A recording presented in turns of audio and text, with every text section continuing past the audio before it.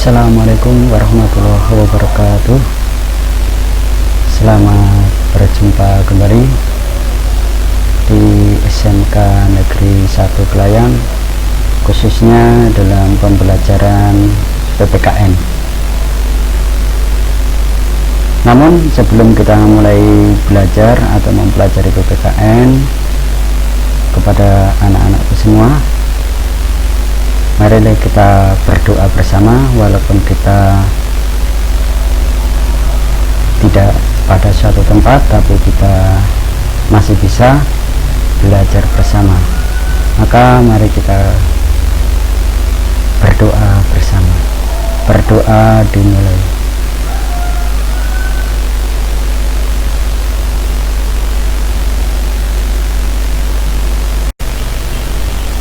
Oke, pada pertemuan yang kedua kita masih dalam bab fungsi dan peran Pancasila, yang mana pada minggu kemarin sudah kita pelajari mengenai fungsi dan peran Pancasila. Maka selanjutnya pada pertemuan kali ini kita akan membahas nilai-nilai Pancasila sebagai dasar negara.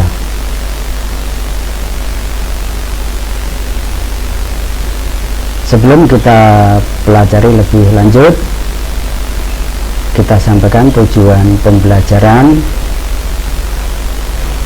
Yang pertama yaitu mendeskripsikan Pancasila sebagai dasar negara. Yang kedua,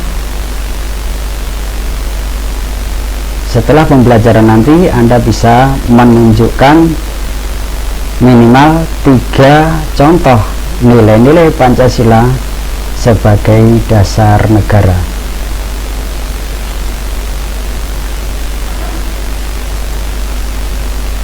Oke, kita mulai dari pengertian Pancasila sebagai dasar negara,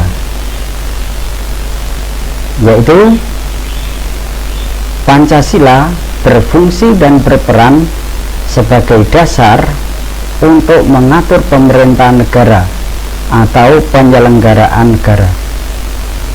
Jadi semua yang terjadi dalam pelaksanaan pemerintahan, baik di pemerintahan pusat maupun di daerah, semuanya harus berpedoman kepada dasar negara kita, yakni Pancasila.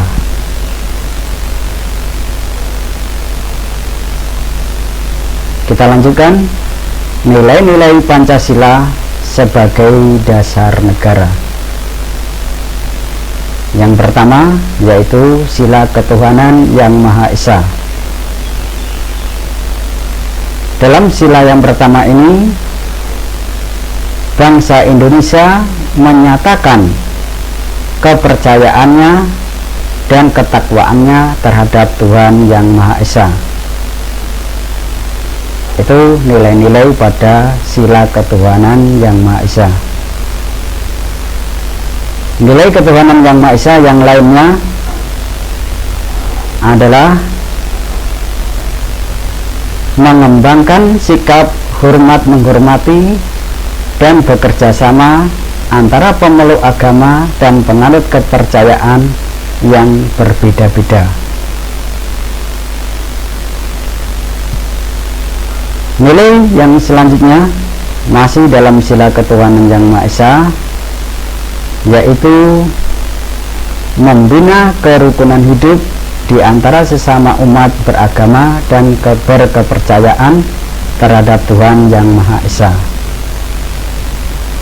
Ya, itu nilai-nilai Pancasila sebagai dasar negara, sila ketuhanan yang Maha Esa. Kita lanjutkan sila kemanusiaan yang adil dan beradab. Nilai-nilai yang terkandung dalam kemanusiaan yang adil dan beradab di antaranya adalah mengembangkan sikap hormat menghormati dan bekerja sama dengan bangsa lain. Yang kedua, gemar melakukan kegiatan kemanusiaan. Kemudian nilai persatuan Indonesia atau nilai-nilai Pancasila dalam Sila Persatuan Indonesia, yaitu mampu menempatkan persatuan dan kesatuan demi kepentingan bangsa dan negara.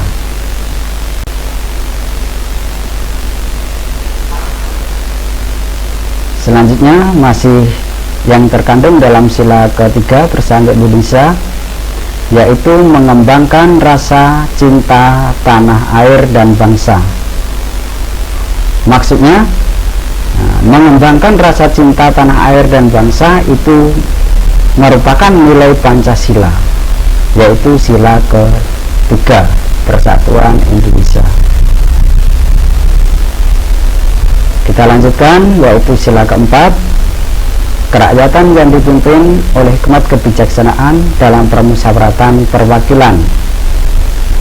Contohnya adalah mengutamakan musyawarah dalam mengambil keputusan untuk kepentingan bersama.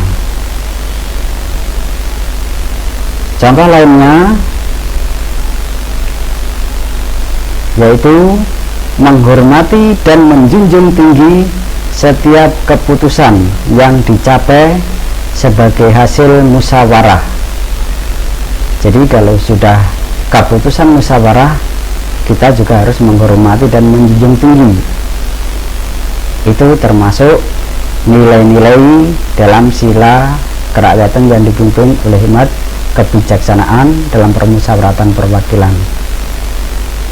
Contoh lainnya yaitu musyawarah untuk mencapai mufakat diliputi oleh semangat kekeluargaan. Jadi dalam bermusyawarah kita harus disertai dengan semangat kekeluargaan.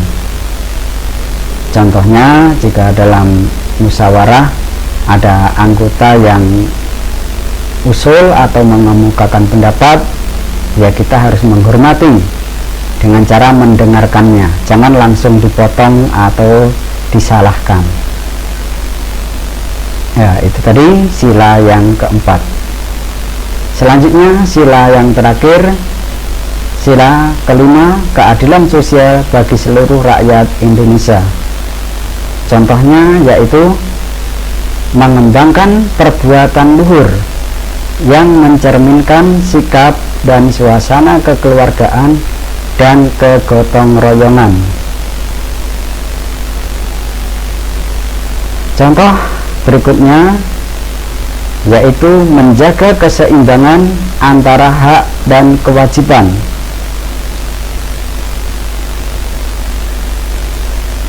Contoh berikutnya, suka memberikan pertolongan kepada orang lain agar dapat berdiri sendiri atau mandiri.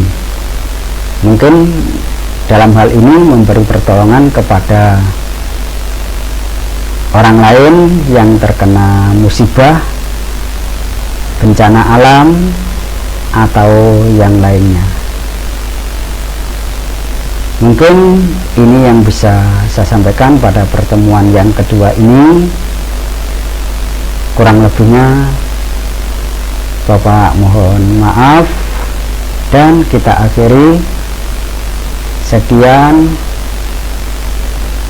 dan terima kasih. Wassalamualaikum warahmatullahi wabarakatuh.